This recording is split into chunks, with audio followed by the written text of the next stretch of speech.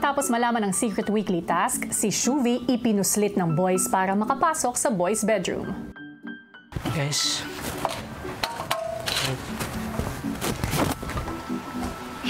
Guys. Bakit nandito?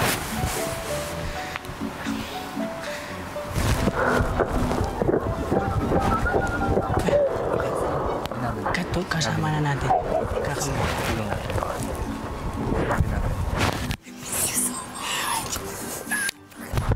Ano? Mamaya tayo. Mamaya tayo. Kampi ka namin, Tia.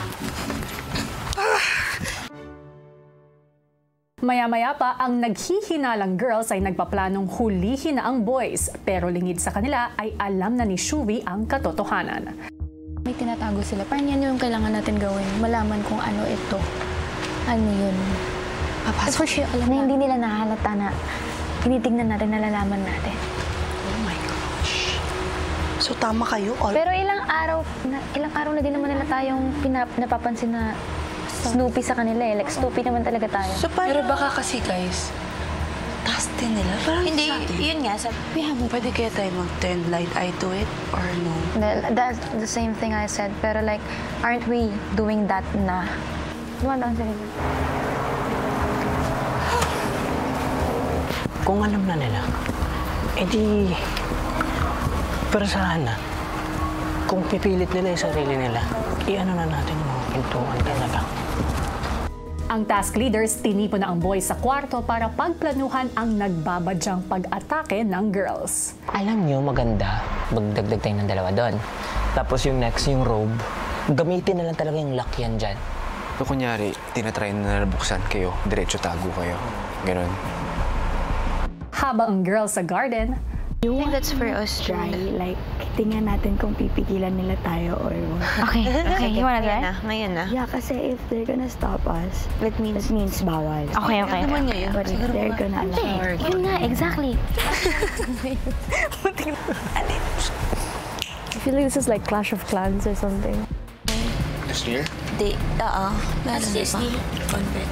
hanggang sa nagsimula ng magpumilit makapasok ang girls. It's near ya.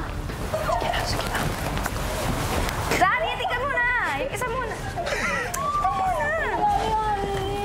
Yung paa ko, yung paa. Uy! Uy! Sinsilip talaga. Ano yun? Bakla, nagbibihis yung tao, bakla! Sobrang grabe talaga yung pag-guard nila, kuya. So, mas nakikurious ako, kuya, kung ano talaga yun. Naipit ako legit. Aligaga talaga ako dun sa loob. Inuuga-uga na po nila yung pintuan. Feeling ko talaga nagka-zombie apocalypse na yung atake. Saan si River? Wait. Asan? Wag. Wait lang. Nangyari dyan? Ba't nakalock? Bibihis lang. Ano meron? Ba't pumapasok? Hindi pala sila magbihis. Kung nadepensahan ng boys ang kanilang glass door, ang girls ay main door naman ang sinalakay. Spray lang ng perfume. Esther, pa-spray ako ng pabango. Kuya, pa-open po boys room. Bakit nga kasi kayo nandyan? Oo nga. Lagi naman kami minsan tumatambay dito. Wala naman kayong pakialam. Pilitan talaga sila. Sinag na kami. Ba't ngayon sobrang guards up kayo? Sino tinatawag nyo dyan? Bakit gusto niyo pumasok? Nakaka-curious din. Bakit kayo gusto pumasok? Nakaka-curious din.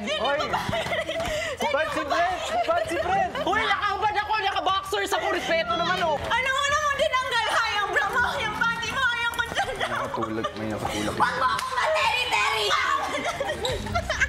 Doon po talaga namin na-realize, kuya, na mukhang sobrang laki nga ng katumbas ng tinatago nila doon. Baka nga meron pong ex-housemate ang nandun sa loob ng kwarto nila.